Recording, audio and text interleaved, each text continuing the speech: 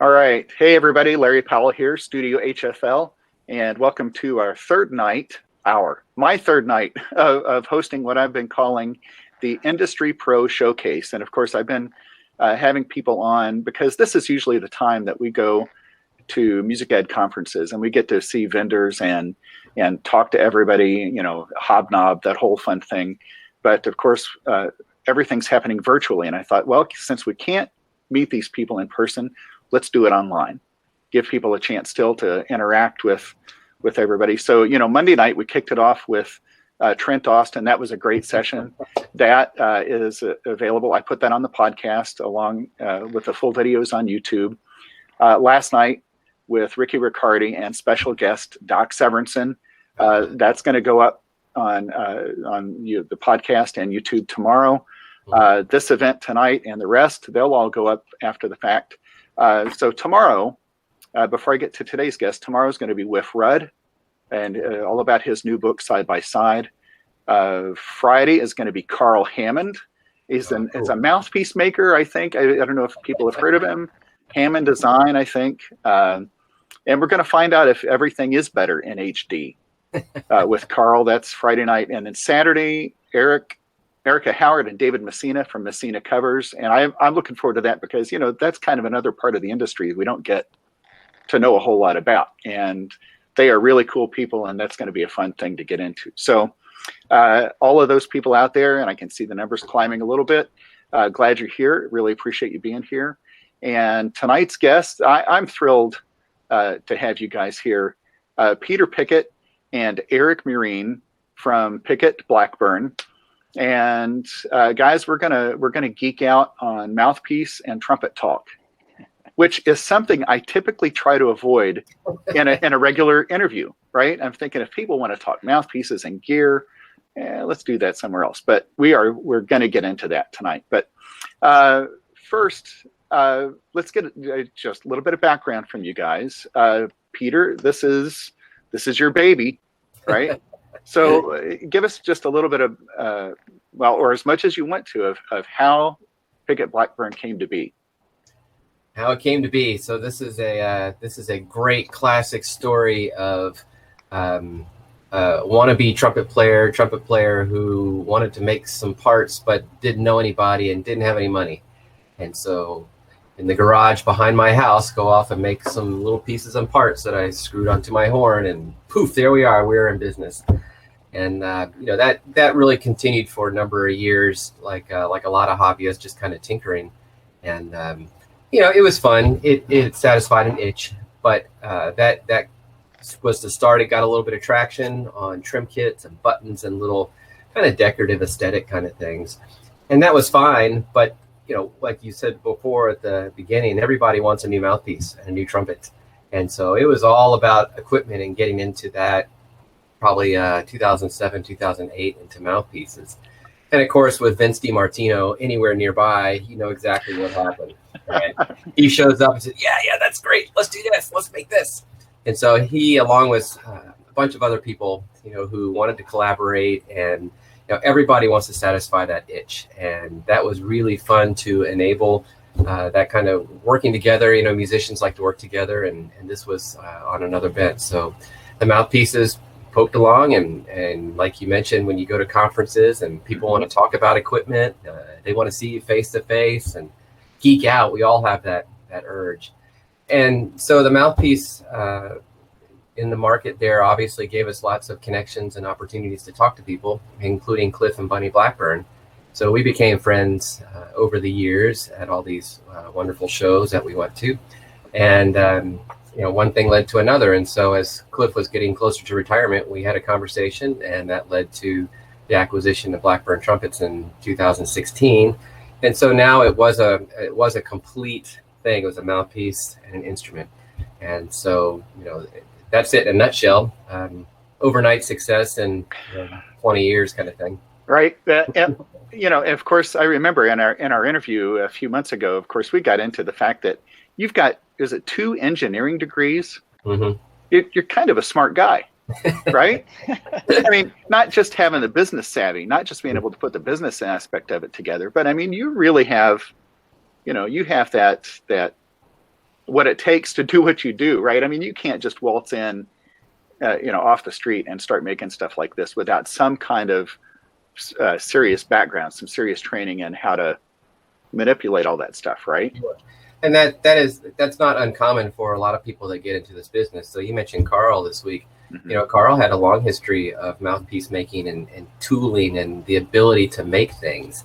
So he entered from a different perspective, but like you say, everybody has some skills that they bring to the table, whether as a player, whether as an engineer, a technician, whatever. All of us bring something to the table. Nobody just jumps out of the boat and says, I'm going to go make mouthpieces, and I don't know how to play trumpet, and I don't know how to make anything. And everybody comes in with something.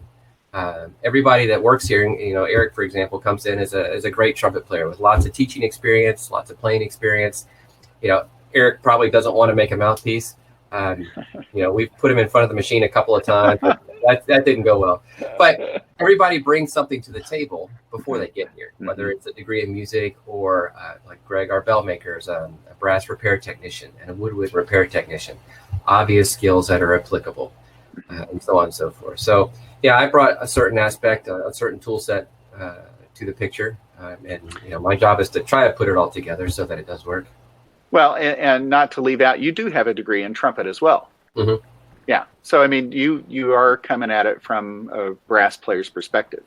Sure. And in the beginning, it was just me and my wife going to a show. And, when trumpet players go to a show, they want to talk to trumpet players. And that was not so much intentional in the beginning, but, having some experience and able to speak the language and relate goes a long way. And so everybody that has joined and that does trade shows is a musician, because people want to talk to musicians. Yeah. And that's why people call Eric. That's one of the things that brings value to us, is that we don't have a bunch of generic suits or sales reps, answering the phone. It's not a call center.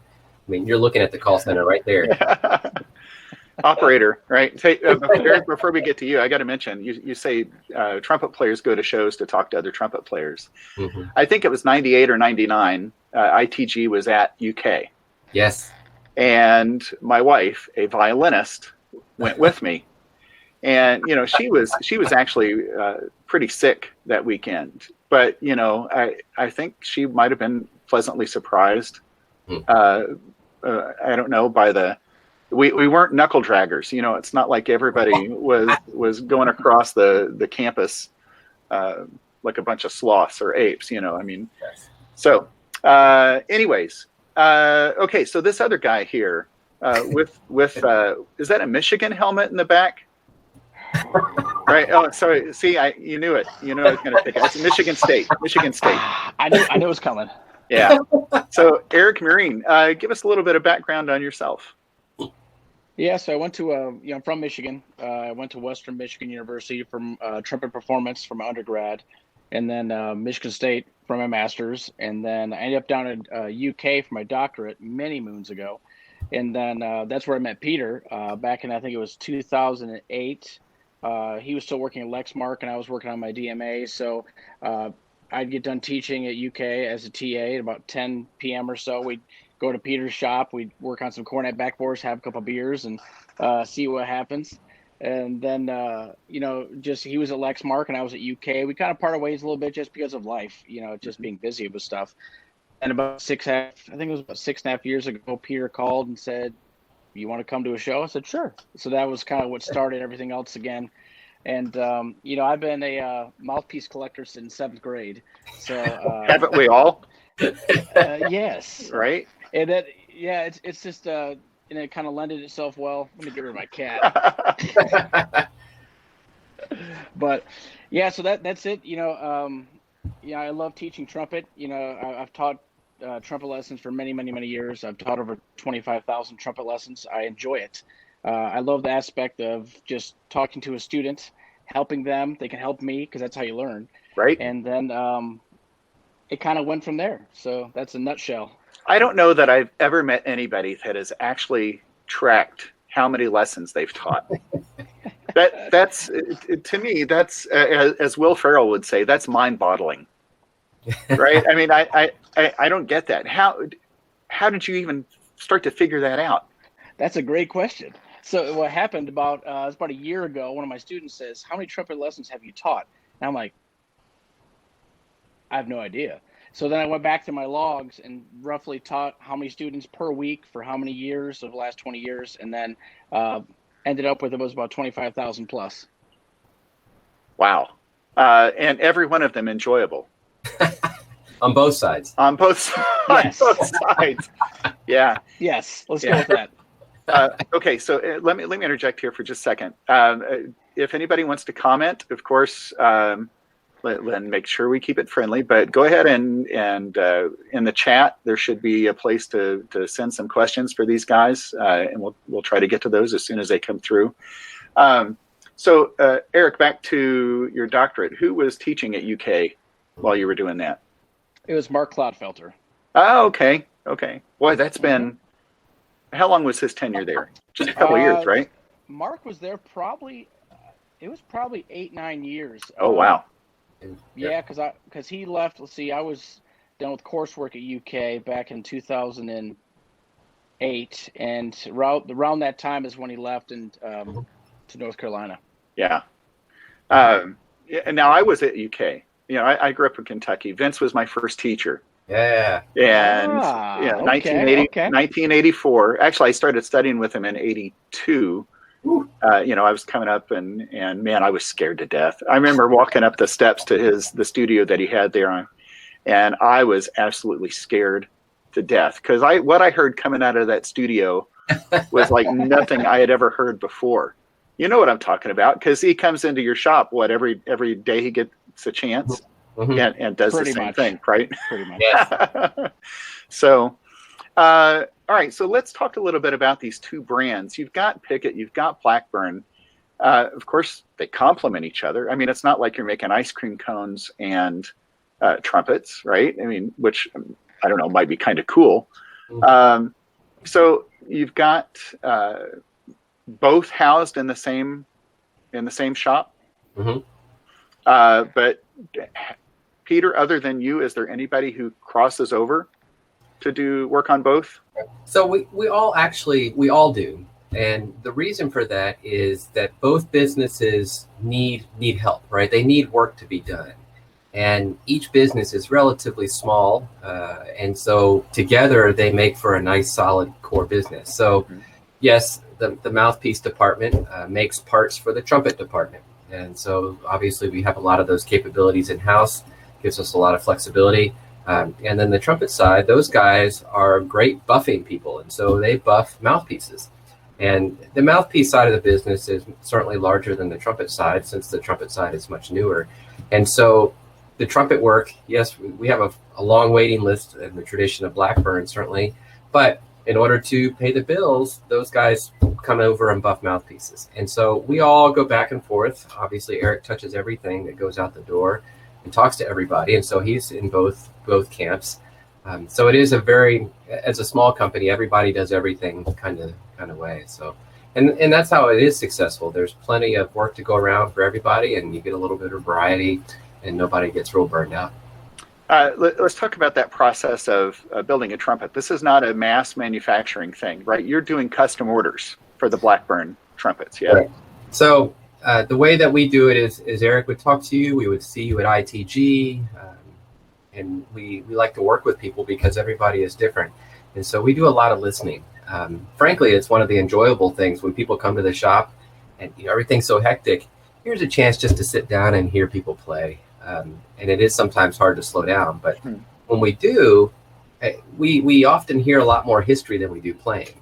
I grew up I got this horn from my dad, and then I quit for a bunch of years, and I played in college a bit, and then I'm in this community band now, and I got lessons from Vince last week, and I'm really excited. You hear this story, and you get a real idea about where they're coming from, what their insecurities are, what they want to work on, what they're struggling with, and you combine that with a little bit of their playing, and after relatively short period of time and a good lunch, you get to learn a lot about them. And from there, then we can make recommendations, certainly from the vast assortment of mouthpieces we have, but we also have a vast assortment of Blackburn trumpets. And so they can go through that, and they'll sometimes pick a model that's what we might call off the shelf. and then we would go build one of those for them that has rings in the right place and any little idiosyncrasies that they're interested in. And then, like you say, we do build that horn for that person. What's the time? How much time from beginning to end does it take for a custom horn? Anywhere from about 50 to 70 hours. Now, I mean, that's obviously not straight. So what are we talking? Like, well, okay, that'd be cool if it was straight through, right? Are we talking, what was that, 6 weeks of work or 2 months, or how does that? So that comes back to the schedule. So Eric, I mean, what's the schedule right now? If Larry wants a horn, how much time should we allow for that? Yeah. Well, right now, we're about 6 to 8 months to delivery of a new horn. Wow. But typically when a horn enters the manufacturing, I'd probably say, depending on what you're looking for, I'd say 4 to 5 weeks, depending on if we have to get it plated, special engraving, other features. But once a horn starts the manufacturing, I'd probably say 4 to 5 weeks until completion is probably a good estimation. So what about, let's say before plating? And I remember I bought a Lawler, years and years ago, and he sent it up to me, unplated, and I made a couple of changes, sent it back. He sent it back again, and then I said, yep, this is it. Then I sent it back, and he plated it. I mean, do you allow for that sort of process with what you do? Yeah, well, certainly. And one of the Blackburn traditions that we have to make sure not to change too much is that custom consultation kind of experience, right? If you want to buy an off-the-shelf horn, you're not going to come to us. You're not going to wait. Whereas when you do collaborate with us and work with us, then you're going to get something that it becomes an heirloom, to you, as opposed to just another horn. And so some people are easy, and some people have more difficulty verbalizing what they want, and so they have to experience it, right, in order to get it. I mean, how many trumpet players have you said, so what are you looking for? And they go, I don't know. I just want something different. Okay. That's me. Fine. So what do we do at a show, right? You say, I'm playing on this mouthpiece and I'm really having trouble getting to the end of the gig. Oh, now we got something. So we give you, it almost doesn't matter what we give you. And then we're going to get another data point. And you say, that feels better, but do you hear this? When I do this, it doesn't feel right or something. Well, there's another data point. And the same thing, going back to your question with the horn, they go, I just want it to feel right. What does that mean? I don't know. Right. So let's just give you something and you go, oh, wait, my finger sticks out a little bit far here because I've been pulling on it too much. Well, maybe we can adjust that ring to make that feel better. I mean, nobody offers that kind of consultation and experience without a whole lot of effort. And so our job is to make that easier so that you enjoy it and you don't dread, like you're saying, going to a lesson, because when you get in that lesson, it's going to be great. So let's get that dread of going to a trumpet manufacturer over and have fun with it and see people that you enjoy. Well, it's funny that you say when you ask somebody, what are you looking for? And I think, Eric, this goes back to a conversation. Remember, I called you or emailed you. This might be 2-3 months ago now. And, I mean, I've had some pretty significant weight loss in the last 6 months. And I mean, this was devastated. I mean, there were times that I put that old mouthpiece up that I had been playing on. It wasn't old, but you know what I mean? And man, what I realized is all this mass here had changed, right? So I didn't panic. I thought, Eric, I got to call Eric, right? and I did. And so we emailed back and forth, and we actually got on the phone and chatted, right? And you were asking me great questions, but here's the other thing, Peter, this goes back to what you said is, Eric, you listened to what I said, and then you helped lead me in that conversation. And then you sent me, oh man, it's stuck.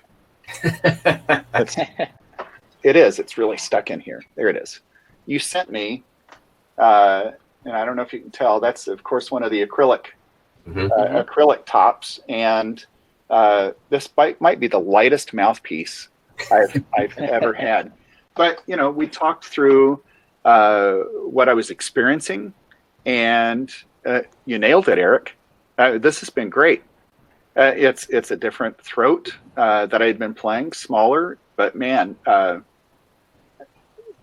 it's good. Well, and then I called you back and I said, okay, now I need something for the commercial side, and I don't know what I did with the other bottom part, but so you helped set me up with that other part, but you made it easy.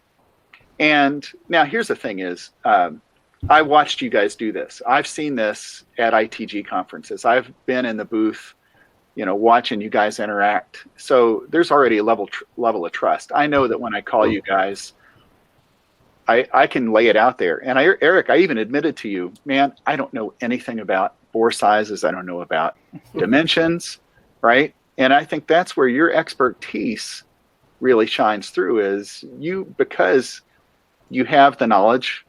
You're a trumpet player yourself, but you are so hands-on with the manufacturing aspect of this. You know what to say or what to recommend, right? And maybe you might not get it the first time every time, but you got it the first time with me. It was great. Well, that's good to hear, and I appreciate the kind words. And as Peter knows, we do listen, and players, specs truly don't matter. It comes down to, does it feel good? Does it sound good? If you can listen to a player and kind of see exactly what feel they're looking for and what sound they're looking for, you can probably get someone close enough to an item where then you can kind of work with them to kind of tweak it. Mm-hmm. So for instance, if you come to see it's ITG or come to our shop, let's say you're playing a Bach 3C. Well, I recommend starting with a Pickett 3C to kind of level the playing field and then go from there if you're looking for something that has more efficiency, more free blowing, quicker articulation, whatever you're trying to fix or change. That's the easiest way to do that. So, Eric, do you play Pickett mouthpieces? I play many of them. I only have 4 right here. only. Yeah, I just realized I really may have put you on the spot. And I'm not going to ask about the Blackburn trumpet, but do you play a Blackburn trumpet? Yeah, I do. I have a gold. Okay, just give me one quick second. Gold plated. Ooh, look at that. It's my baby. Well, I have 3 kids, but it's my. Yeah, I understand. Yeah, it's funny because, and I know with brand loyalty, right? It's like I have I have 2 Shires and an Eastman instrument, but it's not what I play exclusively. I mean, there's always going to be some different equipment that makes its way in here and there, right? Mm-hmm. But Peter, if I remember, even thinking about trumpets, we were talking about, developing the higher keyed trumpets. Maybe, I know you guys have an E flat because Vince posted like crazy, I think when you delivered his, but what about, are you doing Fs, Gs, piccolos? Yes. And so the 4-valve E flat D was a specialty instrument that Cliff designed, and that has been very versatile. And certainly Vince makes use of all 4 of those pistons and makes that horn do lots of things. And then of course the E flat D 3-valve is another popular one. But to answer your question, so that's D, E flat. We make an E trumpet for like the Hummel. The only key that we don't make is F and G flat, I guess. But there's a G A piccolo, and then there's an A B flat piccolo, and then Cliff has also made in the past a C piccolo, a 4-valve C piccolo, and I've only seen one of those in person, but that pretty much covers the range. It's funny, an F trumpet is very difficult to make for whatever reason. They do exist, but Cliff never felt like there was a good need and wasn't happy with the models that he had. So that's the only one that's not in there. Well, if people play Petrushka or Pulcinella a lot, they might argue that they need an F trumpet because, or even a really nice G trumpet, right? Okay. I'm not, by the way, I'm not placing an order right now for one of those. All right, I have a Canstool B flat A G piccolo. B flat A. Okay. 3 separate bells and, the whole set of slides and both cornet and trumpet lead pipes that I can exchange. Mm-hmm. The A side, it's gorgeous. The B flat side, I take her to the prom. right? The G side, you know what? If it had been dedicated to G trumpet, it would have been great. Mm. You know, and I can see a challenge in making multiple keyed instruments like that. 3 keys especially, but you know, if everybody makes a B flat A piccolo, Mm-hmm. right? Unless you're Monet, and then you have to be exclusive. But yeah, so you know, here's a question I've never thought about asking before. When you design a B flat A piccolo, do you think, okay, one side is the main side, and you know, maybe the B flat is, you know, one's going to be lesser than the other? Is that a Yes, absolutely. There's always a compromise. You know, Mhm. let's just take a standard trumpet. A standard trumpet is meant to play with no pistons, right? It's a B flat. That's the way it's designed. When you stick a bunch of tubing in the middle of that by pushing a button down, you get more and more compromised, right? And physics, uh, with the combinations that we use, we're trying. It's non-compensating pistons, right? And so you've got to compromise the longer you make that horn. You know, it's somewhat akin to just intonation, right? Back in the Baroque period, where that just intonation was meant to play in one key, and the farther harmonically you got around or got away from that one key, the worse it sounds. So, you know, that's where some compensating piston work was invented in order to make up for some of that. That, of course, never really made it to the trumpet world, because if you've ever seen a compensating euphonium, I mean, it's just like spaghetti, right? right? Big. I mean, so there's some compensating flugelhorns I'm aware of, but you know, for the most part.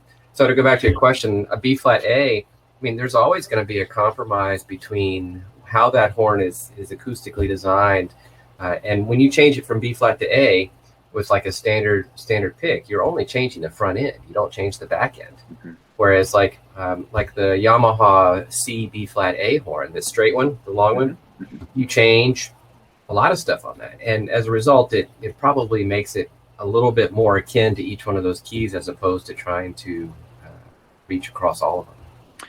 Was it David Hickman years ago? And I don't. Maybe this was before you got in front of Blackburn. He made a 5-valve C trumpet. Mm-hmm.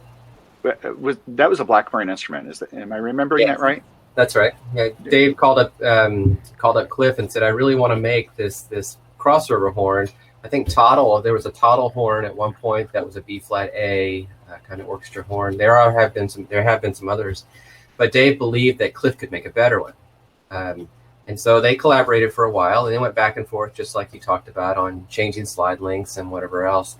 And you know, Dave has been very pleased with how that horn came out. And so the way that works is, and I've had to remember this, Eric. Let's see.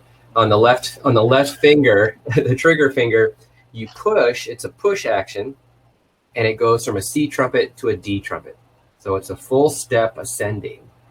And then the fourth piston is a descending half step, like your second piston. Mm-hmm. So between that, you get a D, D flat, C, and a C flat trumpet. So you got 4 trumpets in one that you can play. And that sounds great until you start reading music and you have to remember what key you're in. So, Well, I remember the video that Dave put together, you know, of several different excerpts, orchestral excerpts, right? And I don't know how long it took him to learn all of that. But, you know, what I thought about this after was, wait a second. We learned how to play a 3-valve trumpet. We learned the combinations, right? yes. So why couldn't we just learn a 5-valve pattern? I mean, right. it's just there's no reason we couldn't. That's right. Yeah, it is more foreign than most. I mean, it's like kids trying to try to play a 4-valve piccolo, Mhm. right? That's just one more button. Okay, conceptually it makes sense, but you just have to remember where that gets applied. Mhm. One of the challenges for me on looking at Dave's book is that I'm a very visual person, so I see a note, you can kind of hear it, you kind of know where it's going to be, but when you see a note and it's a different key, right? Because you're in now D trumpet or C flat trumpet, that messes with me. And so it's like I push the right buttons down and I play the wrong note. And whereas what Dave demonstrates is physically, acoustically, the horn plays better in different keys on different notes to get around some of those combinations. Either of you, this is going to be a random question. Either of you guys have a background in drum and bugle corps? Mm. No? Okay. So back in the day, I marched with a group called Star of Indiana, 1985, 86, 87, right? This is, I mean, oh my gosh, how many years ago now, right? And oh my gosh, 35 years, 36, good heavens. So back in that day, we were on 2-valve G bugles. Mm-hmm. Right now, this was maybe only 4 or 5 years after they had gone from the piston rotor, right? And some groups were actually still marching with some of the horns, 2 valves, but a piston and a rotor. And then that had come from, just the piston, the horizontal piston. And of course, that had come from just a straight bugle with no valves, right? But there was always somebody either on staff or somebody who had marched, in some of these other corps that were like, 2 valves, man, we used to do it with a valve and a piston. Oh yeah, well, I remember, basically we hollowed out a tree every day and made a bugle out of that. And it's like, to me, of course, that was part of the legacy of drum corps, right? Of being part of that history and having marched on those horrendous instruments. Now, I think we're a lot more welcoming for evolution in the band and orchestral world, right? And so seeing, by the way, drum corps now play on B-flat trumpets. They have for quite a few years now. And I'm not happy about that, but that's a topic for another day.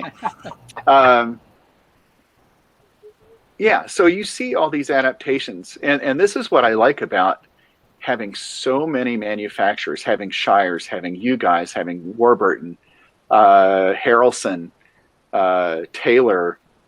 I mean, I don't know. I'm mentioning all your competition, right? but it's like there's more opportunity for evolution. There's more opportunity for somebody to take a chance, right? And okay, so this is a long way to get here, but what's the risk that you guys are taking either with Mouthpiece or Trumpet design? Is there something that you guys are like right on the edge of, this is going to revolutionize the trumpet world? Well, let's look at a little bit of history on musical instruments, right? How much has the violin changed in hundreds of years, right? There's tradition that is baked into our industry, good or bad, right? I mean, that's not to say that tradition always defines goodness. The brass instrument business is relatively new compared to, say, string instruments and such. Now, that's not to say that what was done yesterday is the best thing ever, and today we can't make something better. But we also are dealing with culture, nothing to do with the instruments, but culture, what culture has come to expect on both sides of the trumpet. There's great stories in Chicago. Chicago Symphony plays on these original Vincent Bach trumpets, right? These things have stories and stories. They probably have cheeseburgers from God knows when still in there. They're just that old, right? And they have been used and abused, and they are run down. Anybody that looks at them would look at them and go, how in the hell do you play that? But people playing the horns and people listening to the horns have come to expect that for whatever it is. And anybody would argue playing those horns that there's probably something better that you could be playing today. I mean, it could just be a new Bach trumpet, but there's something that's probably better in some way, shape, or form. But the culture has come to expect that particular setup. So we have to be very careful about preaching or defining the culture going forward without listening to what the culture wants.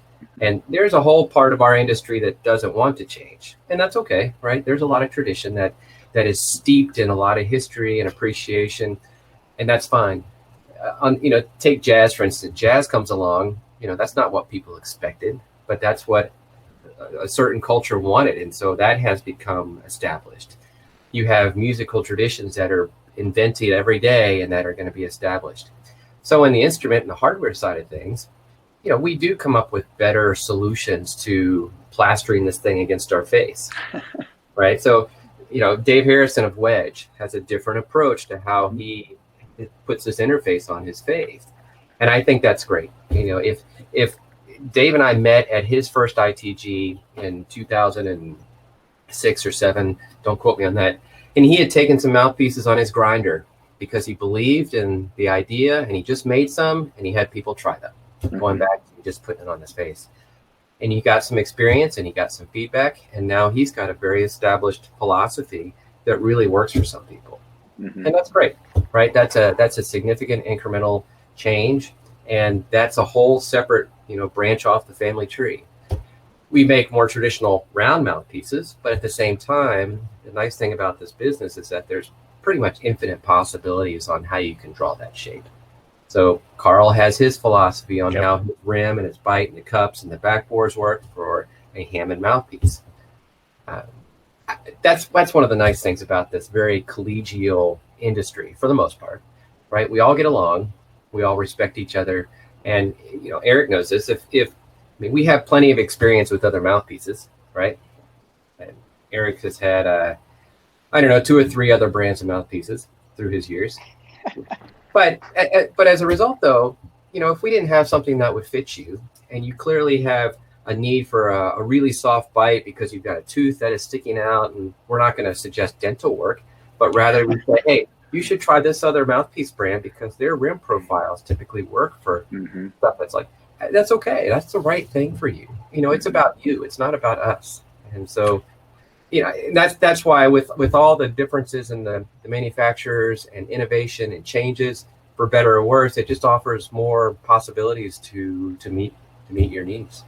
Well, and I think, of course, those are functional changes. There are an awful lot of visually aesthetic changes being implemented. And man, I think about Andy Taylor and some of the stuff that he designed. I mean, these are works of art, right? They're beautiful things to look at, and they work.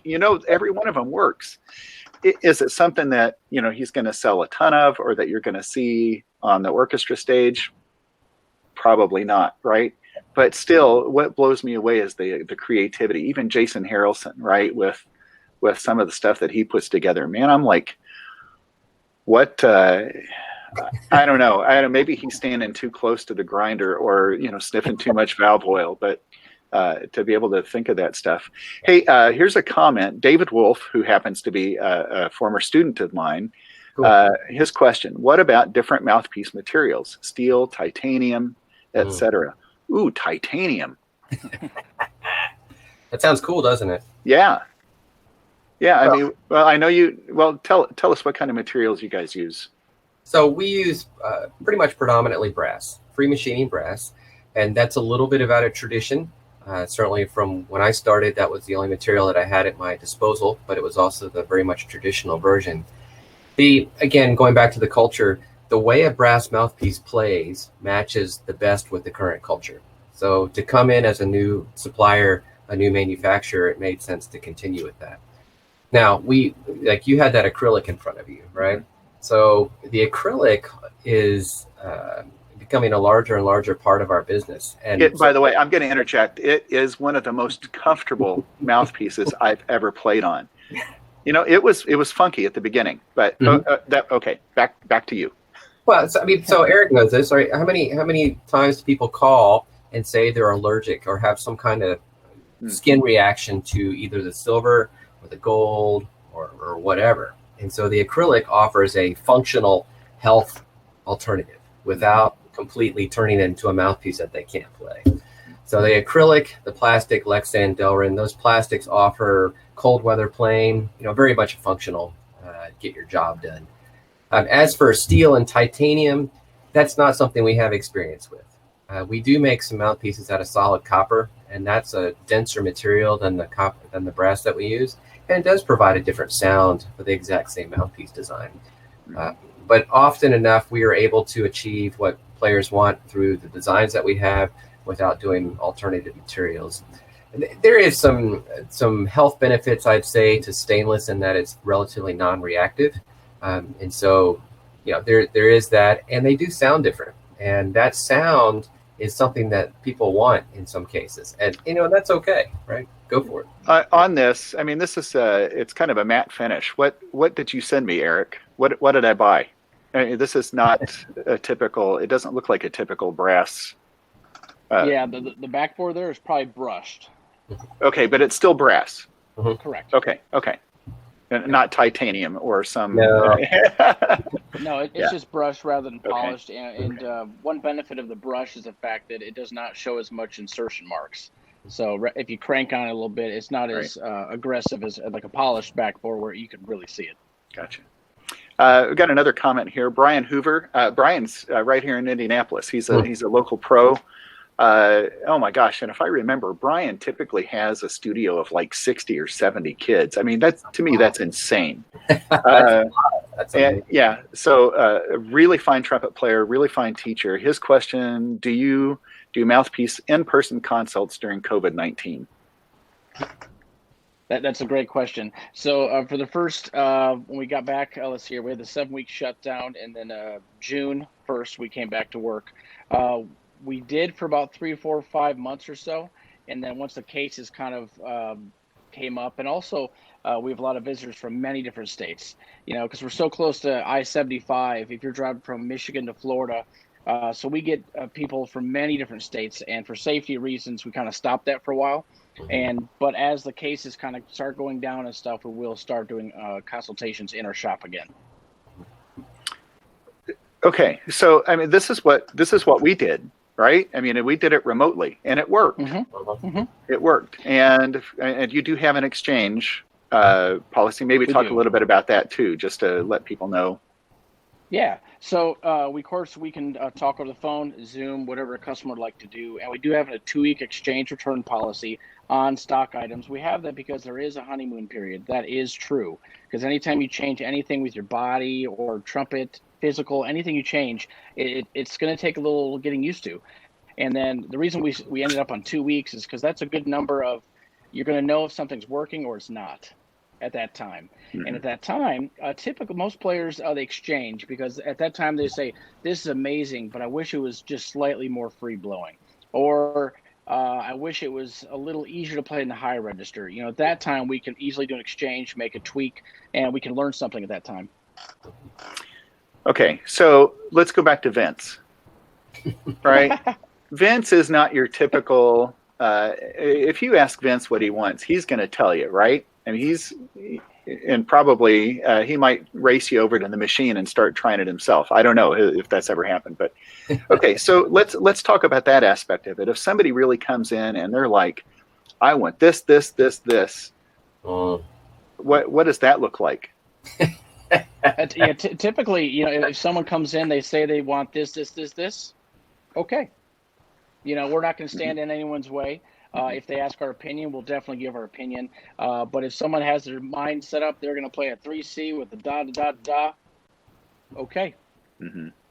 Yeah, the challenge comes is when you give them that exact thing and they say it doesn't work, right? So again, we are not here to tell you who you are and what to do and how to do it. We are here to walk the journey with you, right? Because we know it's a journey. And part of that journey in that case is we just need to get on the same path together, and then we'll be okay. So sometimes getting on that same path can be difficult. Other times people, when they find out that you can be trusted, they'll go, oh, well, that's interesting. I guess I wasn't right. What do you think that I'm looking for here? And then that's, like Eric said, that's just like, oh, all right. Now we can get somewhere on that journey. Yeah, I always... Sorry, Eric, go ahead. I was going to say, most players are they're very curious. As everyone wants to learn something, which Peter and I we learn something every day. And so most players come in, they might have an idea exactly what they want. We'll start with that, and then we'll quickly possibly get away from that based on, I thought I was feeling this, but I'm actually feeling this. And then that way we actually have something to go off of rather than just, 3C, 660 inner diameter, something specific you need to have. Yeah, I always find it interesting. And by the way, I love going to conferences. I love going to ITG or state education conferences and going to the exhibit area where you can listen to every AA attempt on every trumpet around, right? Yeah. But to me, it's like, that's fun, but it's like the worst possible place to go to trial something, right? Because there's so many distractions. Mm-hmm. Yes. You know, and of course that is the benefit of being able to come back in person, like to make a trip, make a pilgrimage to Lexington, Yes, yes. right?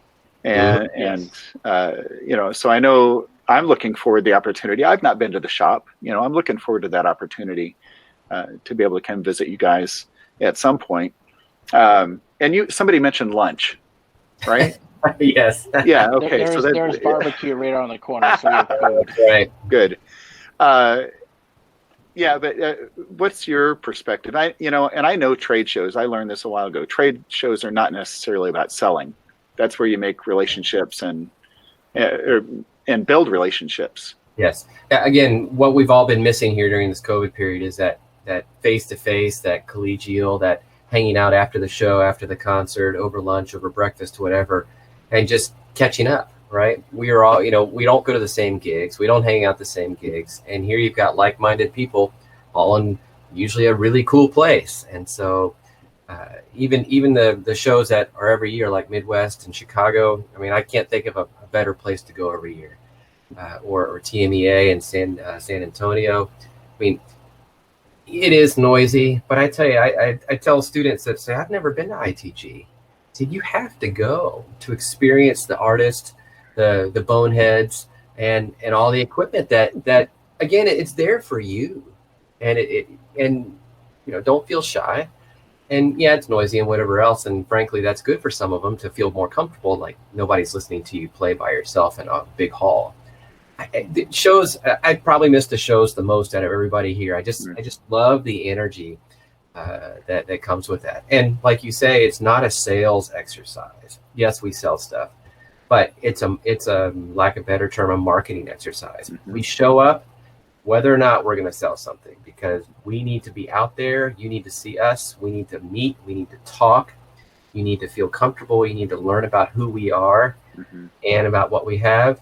And then maybe next time you'll play something, or the next time, right? That consistency of supporting the culture, supporting ITG, supporting Midwest, supporting all the organizations that make it possible to do what we do is super critical. Well, okay. So experiencing things at a conference, or actually being able to get your hands on the equipment and try it is one thing, but there's also the value of having somebody like Vince, right? I mean, somebody super high profile. So aside from Vince, I know I've seen Jens play Pickett Mouthpieces, right? I mean, he's got that custom, it was a Cancer Blows mouthpiece, I think. Who else plays Pickett and Blackburn out there, high profile? Larry Powell. You're allowed to say that again? Larry Powell. Who's he, right? No, Alan Bazzuti. I mean, he was one of the early adopters. Again, thanks to Vince, right? He and Vince went to school together. I can't think of anybody more intimidating than Alan Bazzuti. All right, I mean, but he's but you know what? You know him, right? He's like the nicest, chillest guy out there. I know that now. Not when he's walking across my backyard to my garage out in the middle of nowhere, expecting magic, right? I mean,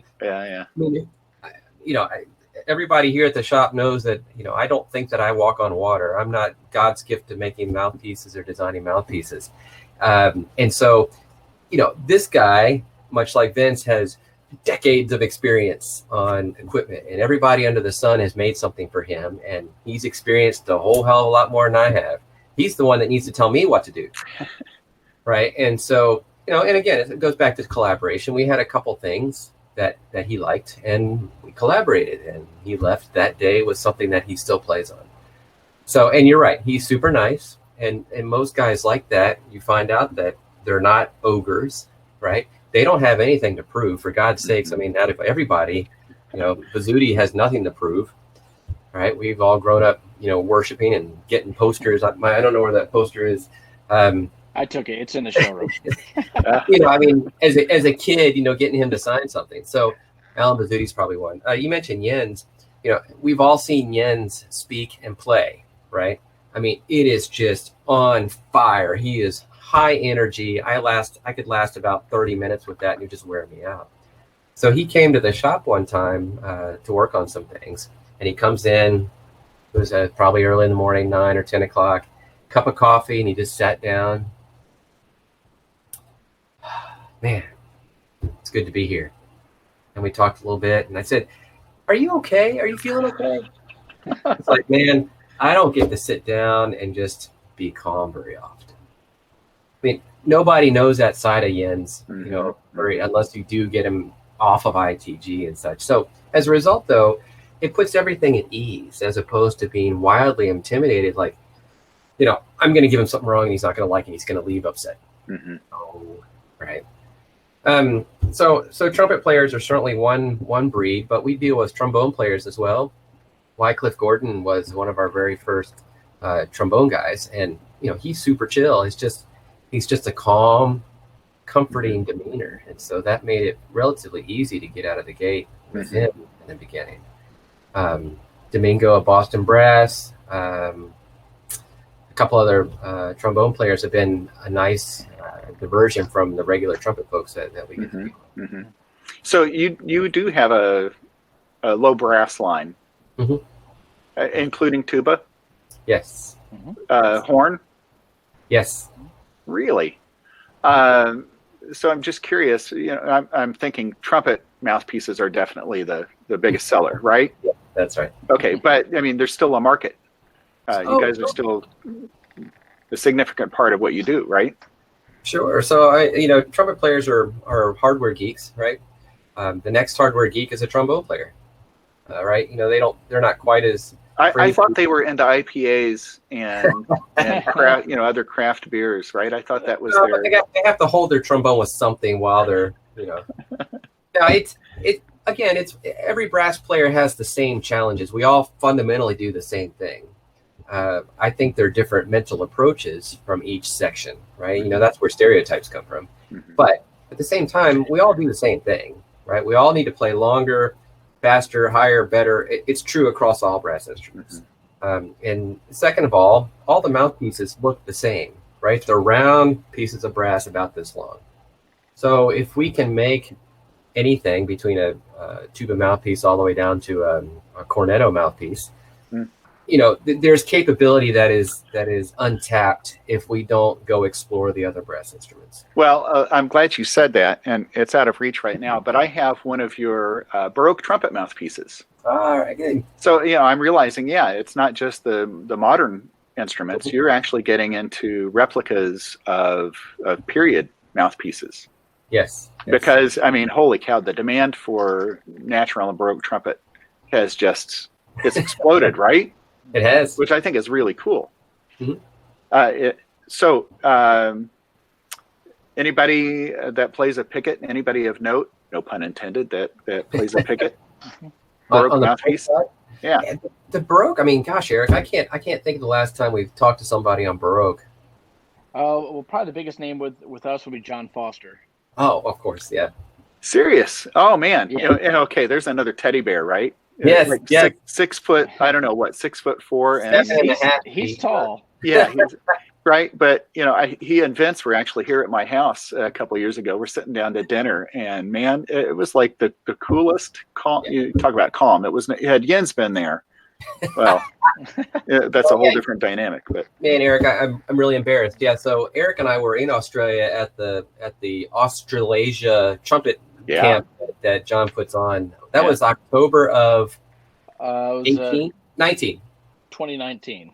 Yeah, so October of 2019, we spent a week there, and that was amazing, right? Because John Foster is a legend in his own right there, and to hear him play that in person is, I mean, everybody kind of knocks on Baroque trumpets as out of tune, in garden hoses. It doesn't sound like that when he plays. Holy smokes! The notes are right where God put them. Right. I mean, that's what he was doing. So, okay. So it just occurred to me. Of course, you've got one of the biggest proponents of Baroque trumpet with Jason Dovell right around the corner. I'm putting you guys on the spot. I'll edit this out. I'm curious. Does he use any of the Pickett Baroque? I don't think so on the mouthpieces. Do you know, Eric? I don't know. Yeah. So we've been back and forth on that. Jason is I might call a more traditional player where they latch onto something and they don't think about it anymore. And they're strong enough and technical enough to get around and get whatever job they need to get done. Jason and I worked together, oh gosh, probably early on when he got to UK, and we made some mouthpieces for him. And he's like, man, these things are great. And then he went back to the park that he'd been playing forever. And you know what? That's okay, right? There's no requirement for teaching at UK that you have to play on our mouthpiece. And so that's okay. But like you say, he's also a big Baroque guy. And so we'll eventually collaborate so that we get educated. Baroque is very new to us. I mean, believe me, it makes some sense in its own right, but none of us have the experience of Jason or John Foster to make any educated guess. So like you say, we do a lot of replica work. We apply a little bit of what we know to help people. But, on a side, we also hope to make some Baroque trumpets. That would be a natural extension of what we're doing. And so that will probably happen at some point. And then Jason will probably be very interested, as well as John Foster. And then, again, that collaboration is how we'll be able to learn. Right. I just can't imagine, taking on something new. It's like, because there's so many different tools, right? Yeah. I mean, you can't use, thinking about Bach, you can't use a 37 mandrel to do a Baroque trumpet, right? And it's not like you can go to Costco and find the new one to throw on there. But so yeah, having the artist that's great.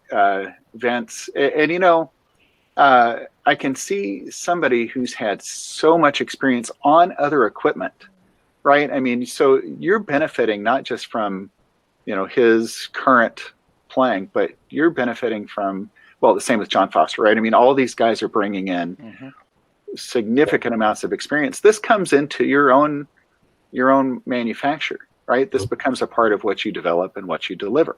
Right. Mm-hmm. So, I'm thinking, let's talk, what are you guys doing to pivot, right? That's kind of the key word these days with the pandemic. What are you guys doing to pivot with Pickett Blackburn to stay relevant, to stay out there in front of everybody? That's a good question. I think that's obviously a wildly overused term, and I don't think it's always applicable. Part of Eric's job, especially this past year, is to not so much pivot, but just stay present, right? Again, going back to why do we go to shows? It's just so that we stay in your mind, right? Top of mind. And so that's been, I guess that's probably the minimum. You just got to stay top of mind, right? Now, the things that we've been doing during the shutdown. So like, for instance, Eric said that we were closed for, 7 weeks? The governor shut down everybody who was non-essential. And one might argue that a trumpet manufacturer is essential. Yes. I lost that argument with the governor. So we were closed for 7 weeks. Everybody stuck at home, no manufacturing, no nothing.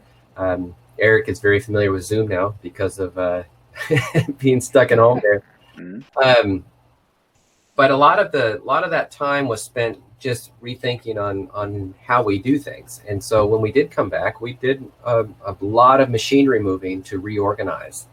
So everything was packed together just out of necessity as things happened over the last couple of years. Mm-hmm. And it's very rare that you get a pause button and you can rearrange. And so we moved, 7, 8 machines to another building. We rebuilt workbenches. We redid electric. We redid airlines. We did a whole lot of crap like that, just to spread out. And in hindsight, I mean, holy cow, Eric, how do you like how spread out we are? We are extremely safe. It's wonderful now because we're able to work and we're not all piled on top of each other in an office building in a bunch of cubicles. So some background, just organizational changes were certainly there. It's going forward. We look at 21 and 22 and 23 as, I guess, a little bit of bounce back on the economy, but we also need to make sure that we continue to develop and we don't just lock down just to stay in business, right?